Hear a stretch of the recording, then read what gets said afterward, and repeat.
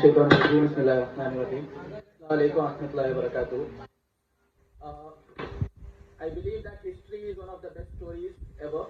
So I'll be narrating an incident from the history, the story of Umar entering into Jerusalem. We all know that in Islam there are three most holiest places. One, the Masjid of in Mecca, Masjid al-Haram, which was conquered back by the Muslims in the 7th after Hijri. That's a whole beautiful story there that you have to read. The second one, that is the Masjid al-Nabawi, the Masjid of Prophet ﷺ in Medina, which was built by himself in Medina once he went to Medina. And the third one being Al-Quds, Masjid al-Aqsa in Palestine, Jerusalem. After Muslims, they conquered a large part of the world, and this was even the prophecy of Prophet ﷺ that one of you will pray 2 rakas namaz in Masjid al-Aqsa. So the story goes, I believe this is one of the most favorite incidents that I like to listen, and whenever I listen to this story, the values that Islam presents comes back in my mind. So with each incident that happens in the course of the story, there is a value attached to it. So after the Battle of Yarmouk was one of the greatest battles of that time. The Muslims fought against the Byzantine, won against the mighty Roman Empire, which was considered to be undefeated at that time. And after that, the commander of the army, Abu Ubaidah ibn al-Jarrah, writes a letter to the Caliph of that time, Umar. What do you expect me to do next? The reply from him would be one of the greatest replies: march towards Jerusalem. That was Muslims were what they wanted to do from the previous 15 to 20 years, and that order came from the Caliph: march towards Jerusalem. And the time that was after a lot of crusades that had happened, the mighty Roman Empire was very weak. They were not in a condition to defend themselves. So Umar sends Amr ibn al-As from another direction to join the army. Amr ibn al-As was known as one of the wisest men of that time, one of the wisest. No one was considered more wiser than Amr ibn al-As at that time.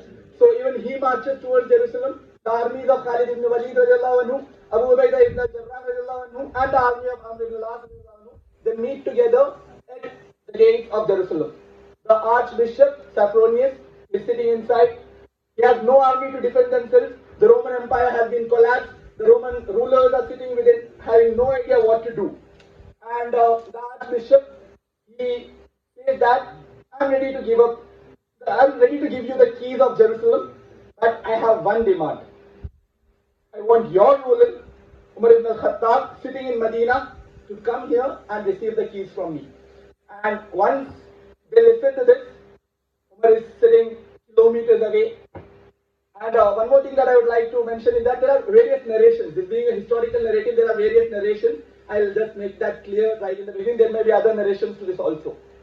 So, with the messenger, a Christian group accompanies them to Medina. And the first incident here, they reach Medina and they are going to meet the most powerful man in the earth at that point of time. The one who has control over half of the world, who has defeated the mighty Roman Empire. And they search for him at his house. Okay, the question the Christians asked was, show me the palace of Umar. But they take him to a thatched roof, a very normal kind of home. They go search there, they do not find Umar there. They say he might be in the masjid. They go there and they search for Umar there, they do not find Umar there. Then a person says that he may be sitting under that tree, or he may be sleeping under the tree in this particular place.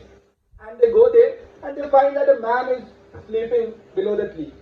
And the Christians there, the group which had accompanied the messenger, they are shocked. Is he the most powerful person on the earth? Is he the one who just conquered Syria? Is he the one who just conquered Damascus? Is he the one who just brought the mighty Roman Empire to his feet? Is he the one? Does he have no bodyguards surrounding him? So they ask the same question to Umar, and he replies that I believe in him and he is who protects me. And the message is conveyed that you need to come to Jerusalem. The decisions are taken and Umar decides to go to Jerusalem. And Umar accompanies, a servant of Umar accompanies him on the journey, and Umar starts the journey.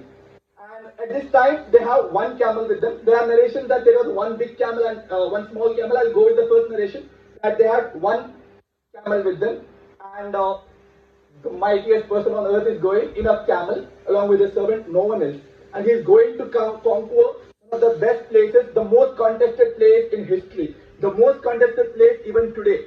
If you look at the world history even today, Masjid al-Aqsa has a huge history to it. And he is going towards that, he is marching towards Jerusalem with a servant along with him. He goes, and in the course of his journey, they had made an agreement with his servant, Umar who makes an agreement that this is going to be a very tiring journey and we have only one camel with us. The discussion or the decision that we are taking is that you will be sitting on this camel for one particular point period and then I will be taking position. So we will be shifting. This is the decision that they take. And so happens that they are about to reach to Jerusalem after the long journey. And when they are about to reach Jerusalem, the turn is of the servant to sit upon the camel. And the servant says to Umar radiallahu anhu, Ya Khalifa, Ya Amir al-Mu'mineen, the people there are waiting for you to come. The whole of Jerusalem is waiting for you to come and not for me. They please sit on this camel. But he says, no, decision is just decision, justice is justice. And Umar says, be seated upon that. And then they go towards the gates of Jerusalem. On the gates of Jerusalem, the Archbishop, Sasonius, with all his mighty robes, gold from all parts of his body flowing out, he is standing there waiting for Umar. And he walks towards the camel. Normally the Arabs of that time, they used to come in fast horses. But Umar, for the humility that he had opted for a camel. And when in front of the gates, the person comes to the person sitting on the camel. Are you the caliph? Are you the person for whom you are waiting? And he just points his eyes down. No, he is. He's like, he asks the question again. Are you the one? No, he is. And then he asks that person, are you the Umar? Then he says, yes, I am the Umar. And the clothes that Umar was wearing at that time, it had 17 patches in it. I missed the part there. Before they meet Safronius, Abu Ubaidah ibn al-Jarrah and Khalid bin Walid, they were waiting some distance before. And when they reached there, they asked Umar, the Khalifa, please change this dress that you are wearing. Ya Amir al-Mu'mineen, please change what you are wearing. It has 17 patches in it. Please change, you are going to conquer something. Please change. And the reply he gave at that point of time was, Allah has dressed me with this. Allah has dressed me with this honor, and I would never undress it unless he does it. So that is what Umar says, and he reaches the gates.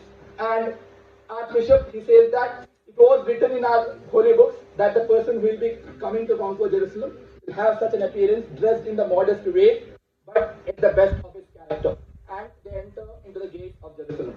And after that, I'll just crisp it, and I know I'm taking a lot of time, just crisping it. I like to narrate this again and again, that's the reason I'm narrating it.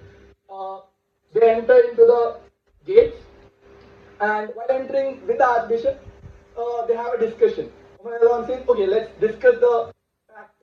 What is going to be the treaty between us when you are giving over the keys to me? So the Archbishop says, okay, let's discuss.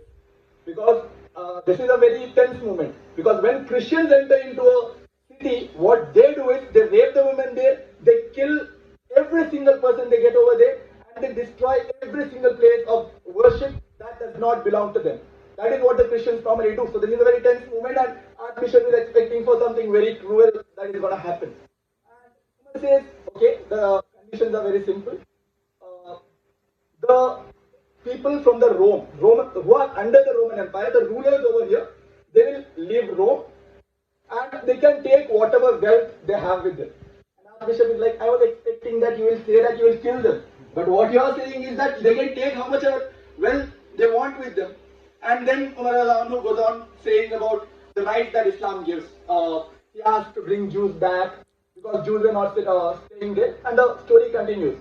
And as he goes forward, he reaches the Temple of Solomon. And the Temple of Solomon, it was filled with rubbish at that point of time because the Christians had done that. And Umar himself goes and starts picking the rubbish, whatever the garbage over there, and the army follows him, and the place was clean. And there there are a lot of stuff following this. I would really suggest you to have a read on this, and YouTube also has a lot of videos in it which narrate this even better than me. So thank you.